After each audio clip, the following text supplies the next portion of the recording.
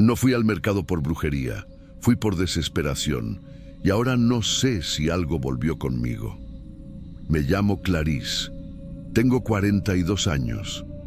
Trabajo cuidando a personas mayores por turnos. No tengo pareja, no tengo vida social, solo tengo a mi hija.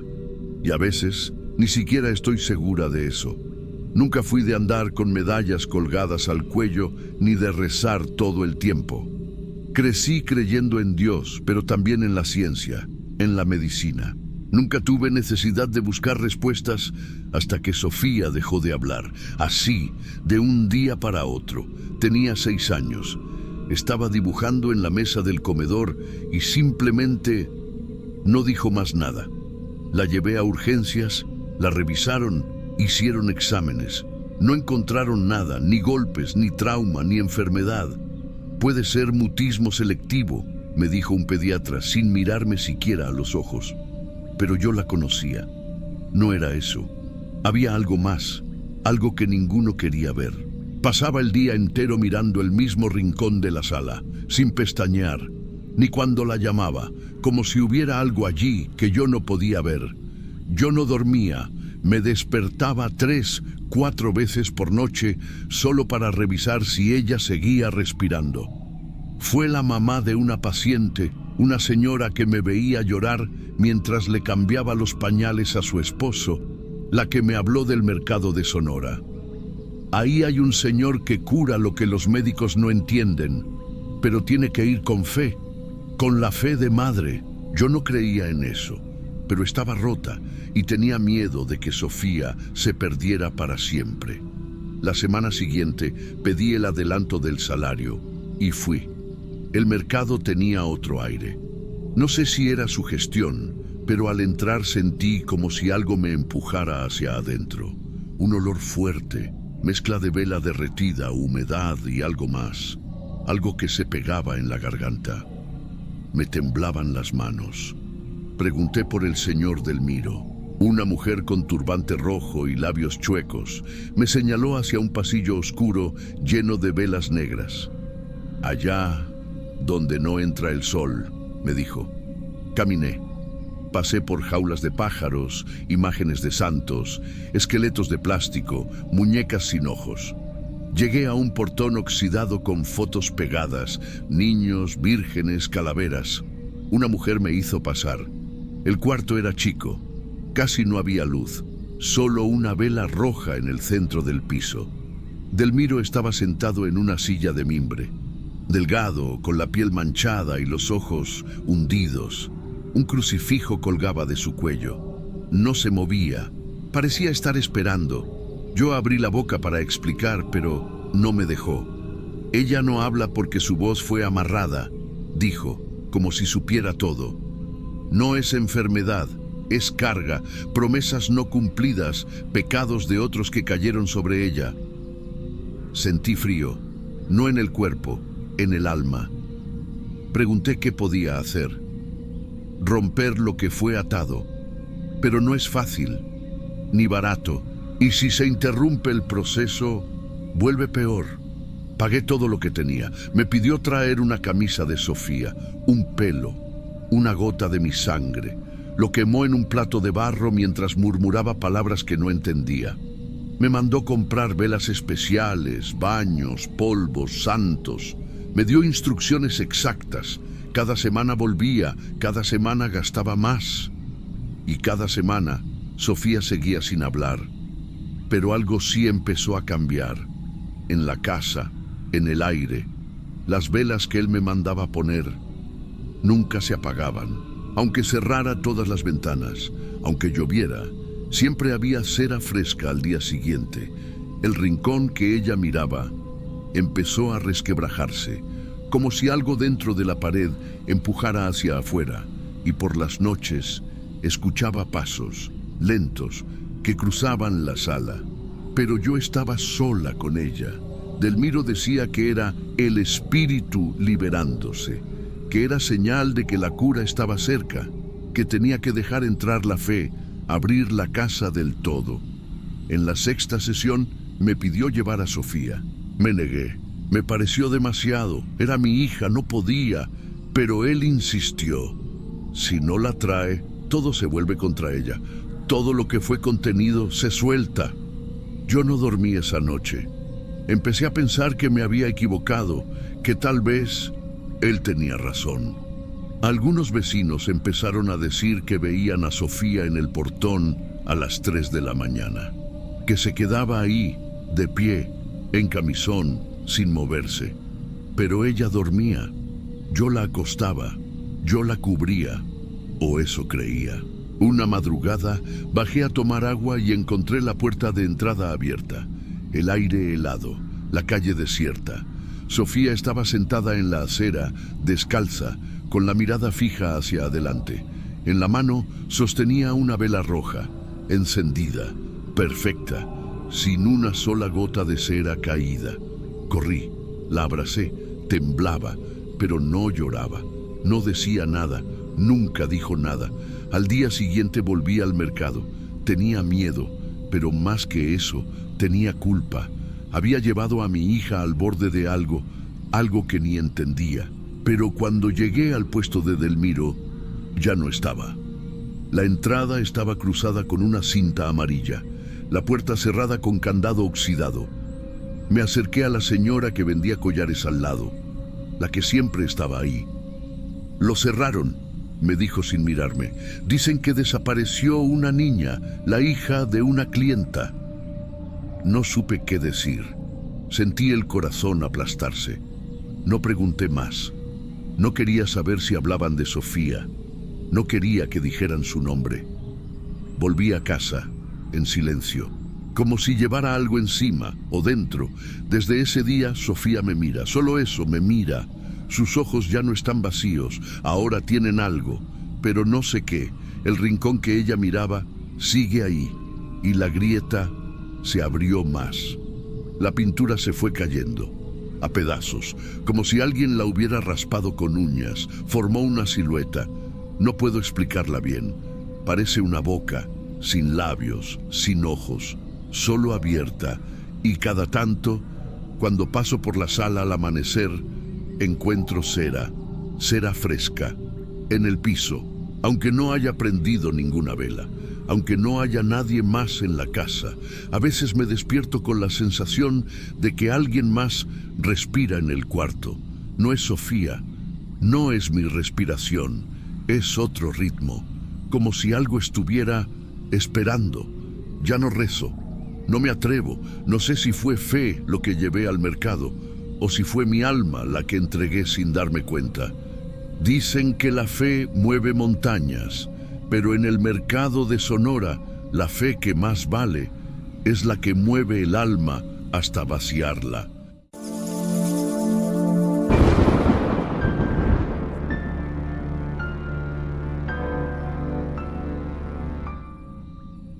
No sé bien por qué estoy contando esto ahora, ni para quién, solo hay noches en las que uno siente que el silencio pesa demasiado, y si no saco esto de mí, va a seguir tragándome despacito, como lo ha hecho estos últimos 3 años.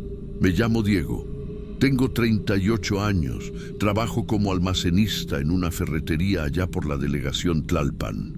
Vida normal, nada de creencias, nada de locuras. Mi mamá era católica, de esas que rezan el rosario viendo la novela, y mi papá traía cosas del otro lado de su familia, santería, velas de colores, santos con cadenas y todo eso. Pero yo siempre me mantuve al margen, no por miedo, por incredulidad.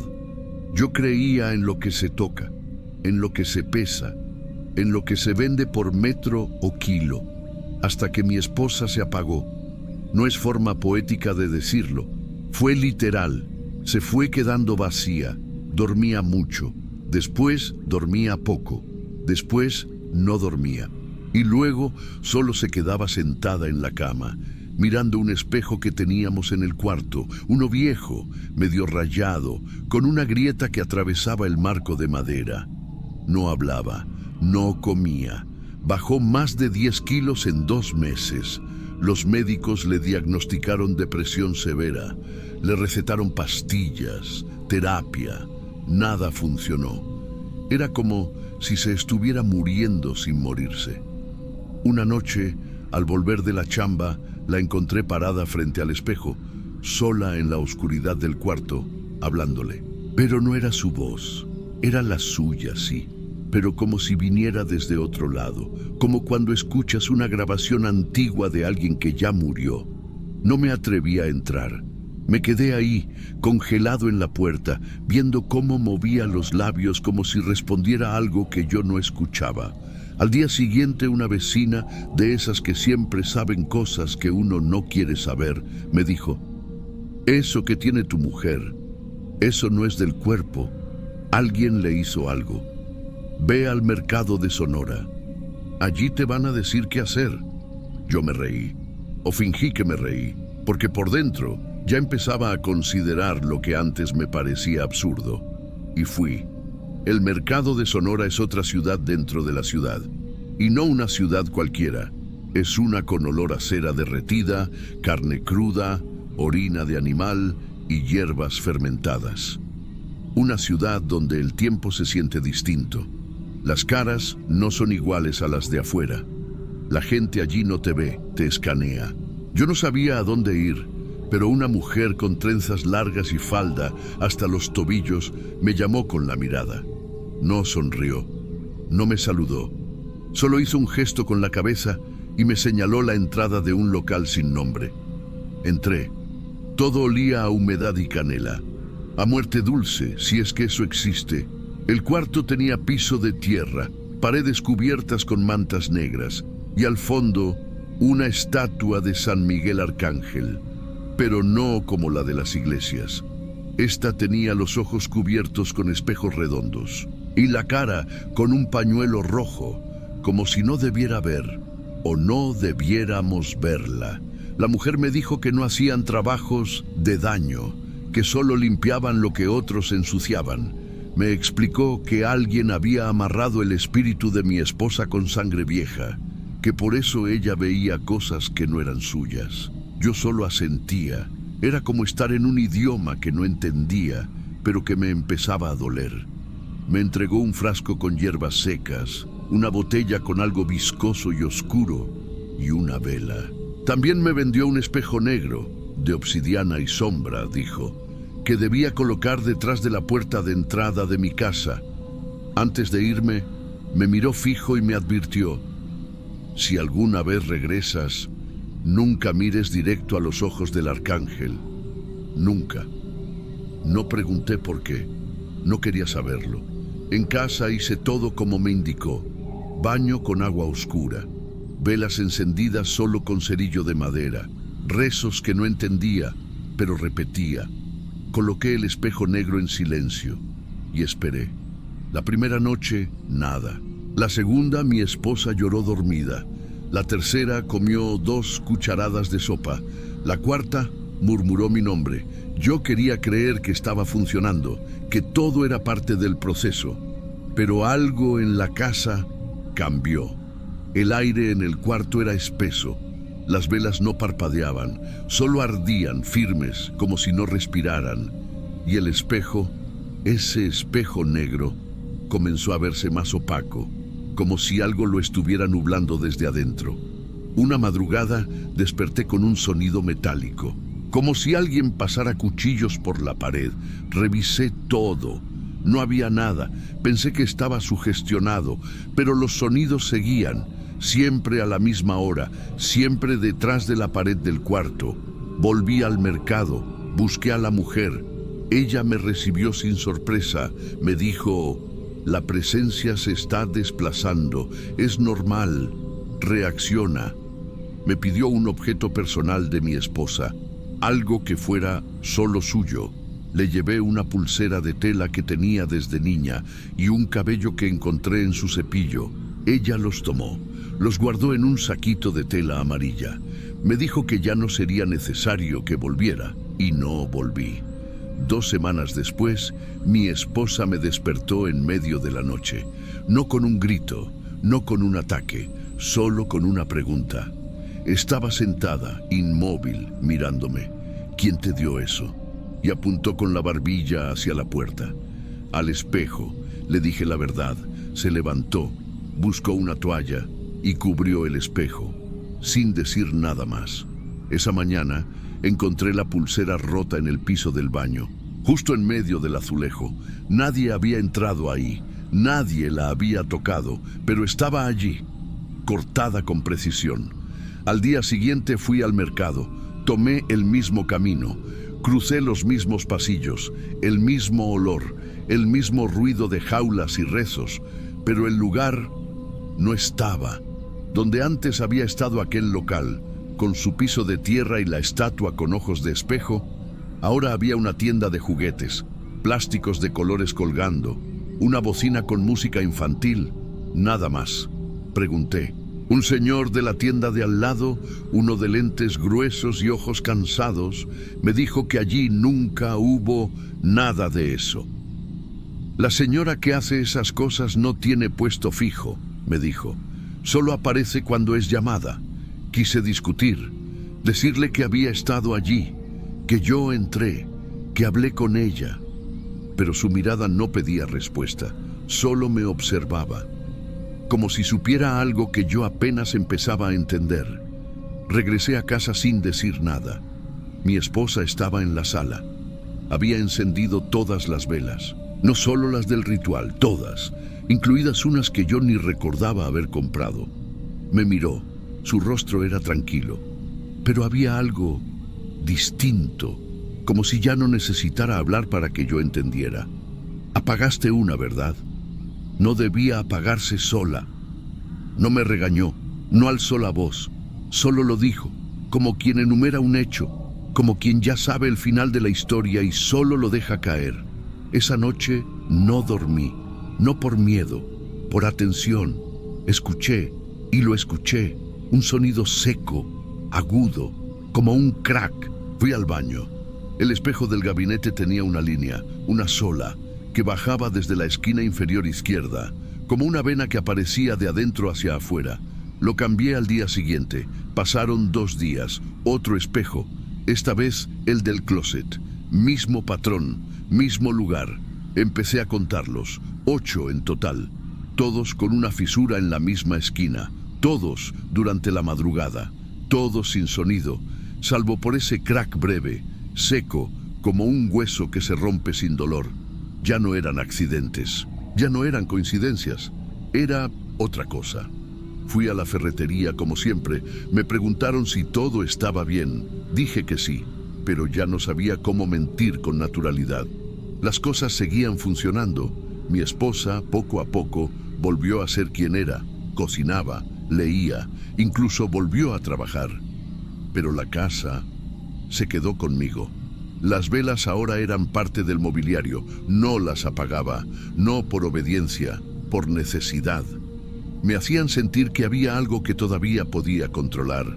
Dejé de mirarme en los espejos, no por miedo a ver algo detrás, era algo más triste, más simple, miedo a no verme, o peor, a ver algo que ya no era yo. Una noche, mientras me afeitaba, noté que el vapor del agua caliente empañaba el espejo, como siempre. Pero esa vez el vaho no cubrió mi rostro, dejó libre justo donde estaban mis ojos, como si el espejo quisiera que me viera. Me alejé, no dije nada, no conté nada, solo dejé de usar ese baño. Los sonidos volvieron, esa especie de roce metálico, como espadas que se arrastran pero sin fuerza, como si algo buscara salir o moverse sin querer ser notado.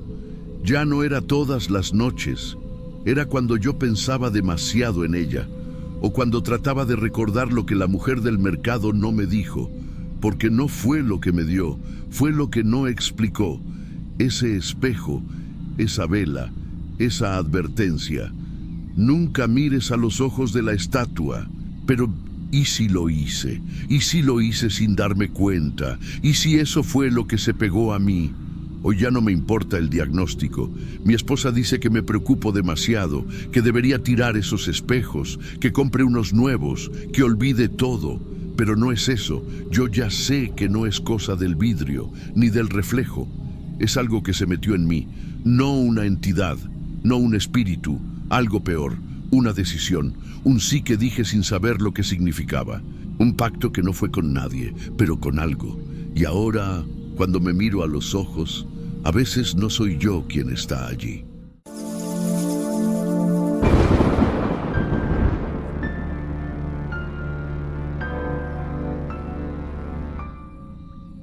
Yo no fui ahí por mí, fui porque me pagaron, porque era parte del paquete. Una ONG chiquita sin recursos pidió 500 carteles con rostros de niños desaparecidos. Me mandaron fotos, nombres, fechas, lugares, todo.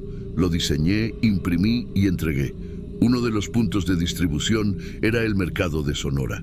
No era mi cliente, no era mi problema, pero salí de ahí, con un nudo que hasta hoy no he podido deshacer. Llegué como a las 11 de la mañana, jueves, hacía calor. El tipo de calor pegajoso que te hace sentir sucio aunque te acabes de bañar. En cuanto bajé del taxi, me golpeó el olor. Era como si el suelo hubiera absorbido cada líquido que se ha derramado ahí desde hace décadas. Grasa de fritanga, orina, incienso barato, alpiste mojado y otra cosa. Algo más, algo como miedo viejo. El primer intento fue en la entrada principal. Le pedí a un señor que vendía jugos si podía pegar un cartel al lado del baño. Ni me dejó hablar. Aquí no, joven. Esos carteles, es mejor que se los dé al de seguridad. Me fui al portón lateral, donde estaba un tipo con uniforme y radio. Le expliqué. Me miró un segundo y volvió la vista al frente. Aquí no es lugar para esas cosas. Me soltó, corto, frío, como si yo fuera el que estaba haciendo algo malo. Insistí. No me iba a ir con los carteles en la mochila. Empecé a caminar por los pasillos y los fui dejando en puestos distintos. Una hierbería, una tienda de esencias, una señora que vendía santos de yeso. Algunos aceptaban, otros me miraban raro, como si supieran algo que yo no. En la sección de animales, fue la primera vez que sentí algo más fuerte. Un niño. No tendría más de 10 años. Ropa sucia, ojos enormes. Estaba ayudando a mover una jaula con gallinas cuando me vio pegar uno de los carteles. Se quedó congelado. Me miró y cuando parpadeé, ya no estaba. 10 minutos después, 2 hombres se acercaron. Uno llevaba bonete, el otro radio en el cinturón y una carpeta. Caminaron como si ya supieran quién era yo. Buenas, ¿qué estás haciendo, carnal? Trabajo para una ONG. Es campaña de difusión. Niños desaparecidos. Uno agarró el cartel, lo miró de cerca. Luego me preguntó, ¿tú sabes quiénes son? No, yo solo hice los diseños. Me dijeron dónde entregarlos. El otro murmuró casi sin mover los labios. Hay unos de esos que no deberían estar ahí. No supe qué decir. Sentí que se me enfrió la nuca. Quise salir rápido, terminar el trabajo y largarme, pero algo no cuadraba. Los carteles que pegaba desaparecían en minutos, como si alguien fuera detrás de mí arrancándolos. En uno de los puestos vi uno hecho bolita, tirado bajo la mesa. En otro, alguien lo había metido entre periódicos viejos, y en un muro donde colgué 5, solo quedaba la mancha de pegamento fresco. Me estaba empezando a marear. Me senté un rato en la zona de velas, donde al menos había algo de sombra. Y fue ahí se sentó a mi lado. Ese niño no me habló al principio, se sentó como si nada, sudoroso, con una camiseta de uniforme escolar, rota, los ojos bajos, manos en los bolsillos. Después de un minuto, sin mirarme, preguntó, ¿tú haces los dibujos de los niños? Hago los carteles, dije, dudando. ¿Por qué? Porque hay gente que los busca. El niño tragó saliva. Miró hacia el fondo del mercado, hacia donde el aire olía a pipoca quemada y metal. A veces los vemos, allá atrás. Caminan, pero no hablan, solo van con la cabeza agachada. Sentí un escalofrío que me dejó sin respiración. Pero antes de poder decir algo más, una mujer lo agarró del brazo. No dijo nada. Solo me miró como si hubiera hecho una pregunta que no debía. Y se lo llevó. Ahí terminó mi día. O eso pensé. Después de eso, me fui. No me despedí. No dije nada. Solo apreté los puños en la mochila y salí caminando rápido, como si algo me siguiera. Cada paso sentía más ruido a mi alrededor, pero no eran voces, era el silencio, ese silencio espeso que hacen los lugares donde todo el mundo sabe y nadie dice nada. Antes de salir, quise hacer una última cosa. Fui hasta el fondo, donde los pasillos se vuelven más estrechos y el aire se pone pesado. Entre la zona de bodegas y una pared de azulejo viejo, había un espacio donde pensé dejar varios carteles juntos, como si el montón llamara más atención. Pegué 5, uno al lado del otro. Me quedé mirando un segundo. Me temblaban las manos. No sabía por qué. Fui por una botella de agua. Caminé menos de 3 minutos. Cuando volví, no quedaba ninguno. Solo la cola fresca. Como si alguien hubiera estado ahí justo después de mí, como si me estuvieran siguiendo. Ya no era paranoia, ya no era sensación, era real. Alguien o algo no quería que esos rostros se mostraran. Salí, no corrí, pero casi. Cuando crucé la última cortina de plástico del mercado, vi que había alguien parado en la banqueta. Un hombre, boné negro, ropa sencilla, pasta en la mano. Me miró. ¿Tú eres Renan, el de la gráfica? No respondí, pero lo sabía. Me había estado esperando. Hazme un favor, hermano, dijo, sonriendo apenas con la boca. La próxima vez que vayas a entregar trabajo, pregunta antes a dónde vas. Silencio. Aquí hay reglas. Si me entiendes, asentí. No tenía palabras. Me ardía la garganta. El tipo se dio la vuelta. Caminó sin apuro, como si nada le pesara. Esa noche aún traía el pendrive en el bolsillo con los archivos de los carteles. Los borré, sin pensarlo, sin hacer backup. Solo los eliminé, como si el peso se fuera con eso. Pero no se fue. Una semana después me llamó la ONG. Decían que alguien se había quejado, que había perturbado una zona comercial, que se había puesto los carteles en lugares no autorizados. Yo solo dije, nadie los quiso. Silencio. Gracias por tu trabajo, me dijeron, pero la voz sonaba como si supieran. Desde entonces he rechazado todo lo que suene parecido. Digo que estoy lleno, que no tengo tiempo. A veces invento viajes, pero la verdad es que no quiero volver a ver un cartel con ojos de niño que ya no está. O peor, con ojos que nadie quiere ver. Meses después, una tarde cualquiera, salí de la gráfica y caminé por el centro. Sin darme cuenta, pasé por la calle lateral del mercado. Lo vi, era él. El niño que me habló del fondo, de los que caminan con la cabeza baja. Estaba barriendo el piso frente a una tienda, con la misma camiseta sucia, más pequeño, más cansado. Me vio, pero fingió que no. Yo sé lo que vi. Y sé que ellos saben que lo vi. Hay gente que entra al mercado de Sonora y sale con una pulsera, una vela, una promesa. Yo salí con un peso que no me deja dormir. El peso de haber visto algo que nadie quiere que exista y de saber que hay nombres que no van en ningún cartel, porque nunca fueron registrados para existir.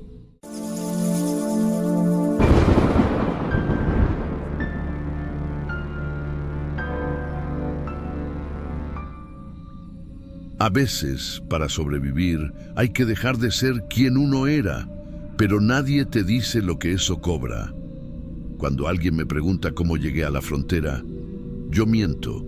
Digo que tomé un bus, que venía con un primo, que dormimos en albergues y que nos ayudó una ONG. Nadie quiere oír lo que pasa entre el primer paso y el último documento. Mi nombre, o el que usaba, era Ezequiel, 24 años. Salí de San Pedro Sula con 300 lempiras en el bolsillo, una copia vieja de mi partida de nacimiento y un papel arrugado con la dirección de un primo lejano en Saltillo.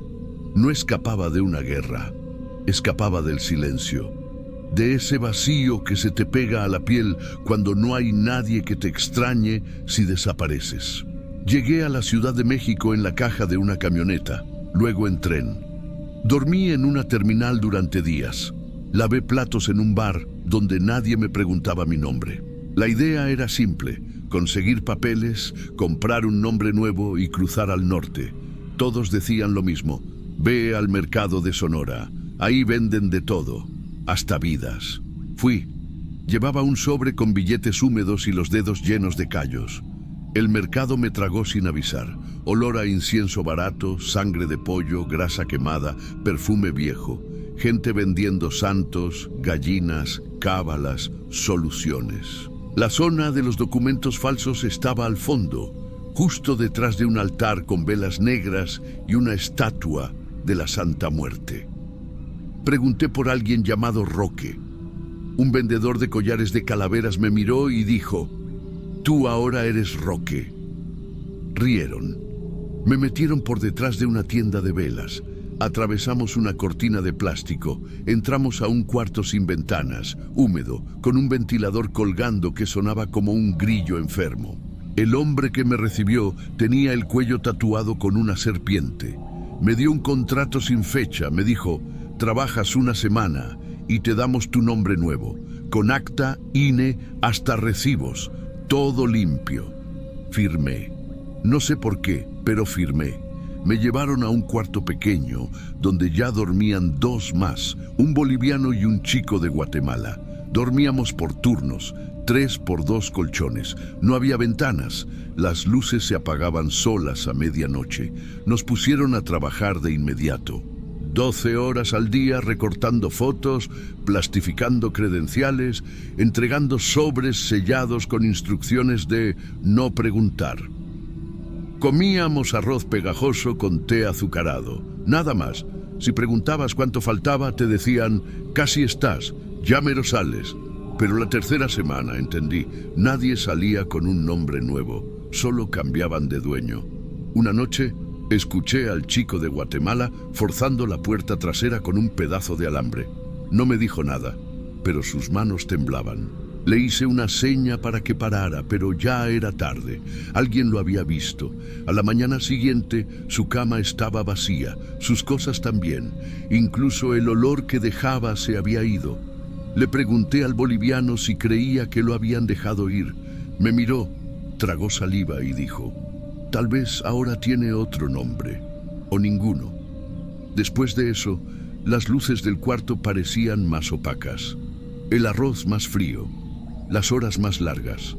A los 3 días, me mandaron a entregar un sobre al otro lado del mercado. Lo llevé como siempre, sin mirar adentro, pero en el camino entré a un baño público, rompí la foto del documento falso que me habían tomado y escondí el chip de mi celular dentro de una ranura de cemento detrás del lavamanos. Volví como si nada. No dije palabra. Comí, dormí. Esa misma noche, en medio del cambio de turno, el gordo del cuello tatuado entró con 2 hombres. Uno llevaba una linterna, el otro un bate. «Uno de ustedes quiere irse sin pagar, pero aquí nadie se va sin que nosotros digamos». Revisaron todo. No encontraron nada, pero ya era tarde. Desde esa noche, nadie me llamaba por ningún nombre, ni Ezequiel ni Roque. Me señalaban con la barbilla y decían: «El mudo», como si yo hubiera renunciado a tener voz, y en cierto modo lo hice. No hablaba, no preguntaba, no soñaba, solo trabajaba, hasta que, una madrugada, el mercado se fue a negro. Un cortocircuito, un incendio cerca, no sé. Las luces se apagaron. El ventilador dejó de zumbar. Los hombres gritaron, corrían. En la confusión, tomé una bolsa de basura, me la eché al hombro y caminé hacia la salida lateral como si fuera uno de ellos.